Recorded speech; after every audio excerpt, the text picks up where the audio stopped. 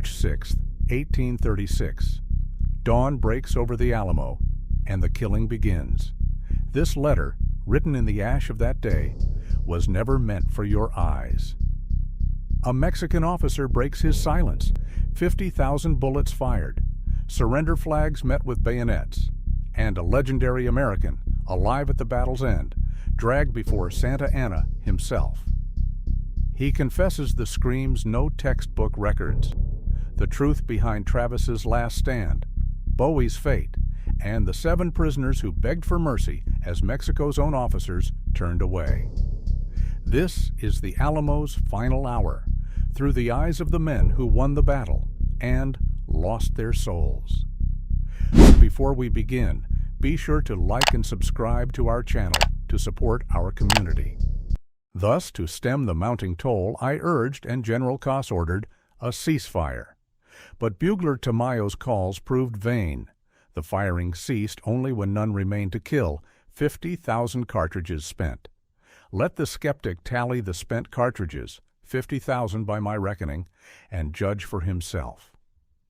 Among the defenders stood 30 or more settlers. The remainder were buccaneers, inured to peril and heedless of death, who thus battled with fearsome resolve. Their bravery, to my mind, earned them the clemency a few implored in their final moments. Others, ignorant of our tongue, could plead no reprieve. Indeed, when these men marked their leader's fall and beheld the onslaught of superior numbers, their resolve faltered. Some, in barely intelligible accents, cried desperately, "Quarter, valiant Mexicans!" Others thrust bayonets through cracks or doors tipped with white rags or even stockings as tokens of surrender. Our credulous soldiers, trusting these signs, ventured into their quarters, only to be met by pistol and blade from those enemies who scorned mercy, resolved to sell their lives at grim cost. Thus deceived, our men's wrath reignited, sparking fresh skirmishes of redoubled ferocity. Orders dictated none be spared save women, a mandate obeyed, yet this slaughter served no purpose.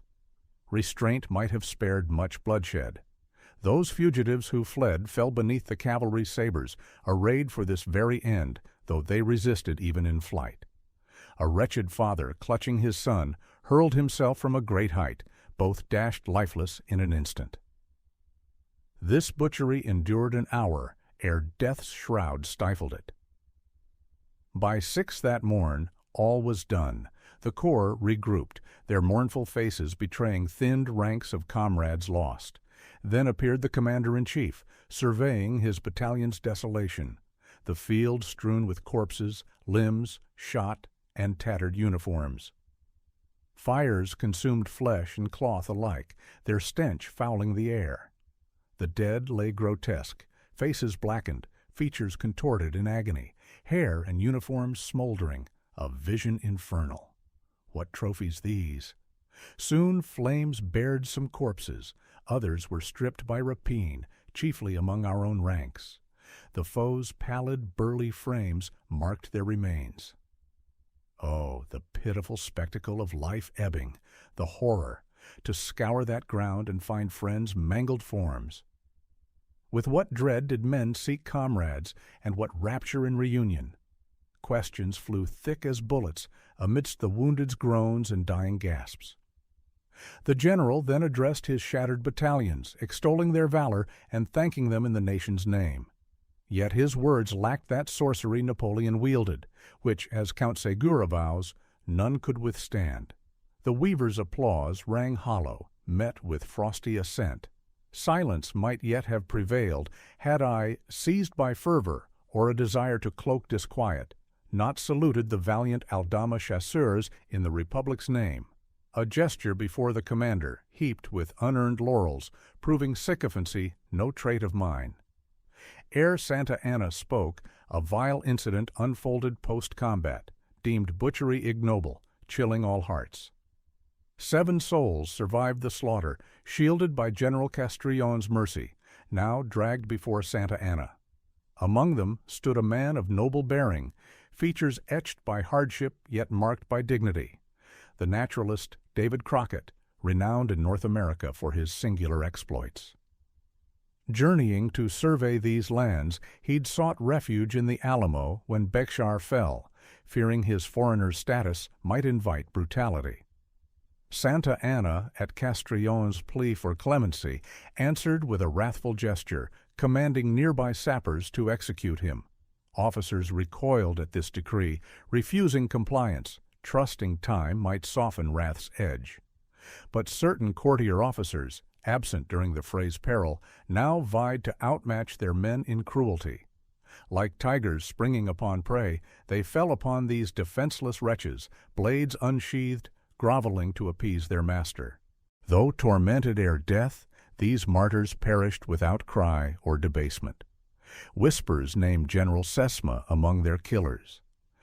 I attest not to this, for I turned my eyes, sickened from the savagery.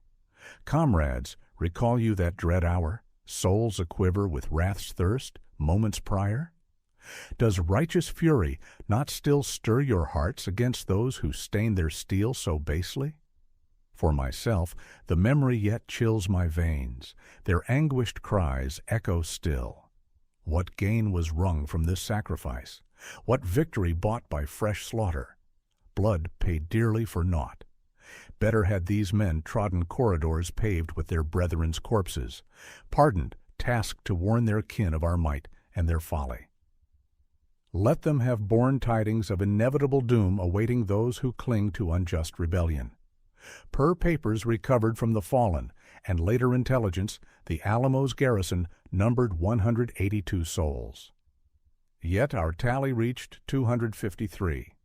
Certes, the true count neared neither figure nor approached the 600 corpses our commander claimed lay interred in trenches alone. What purpose served this dissembling? Some deemed it magnified the feat, others a balm to excuse our grievous losses. Death made brethren of friend and foe. Ere nightfall, pyres reduced to ashmen who hours prior had battled with ferocious abandon.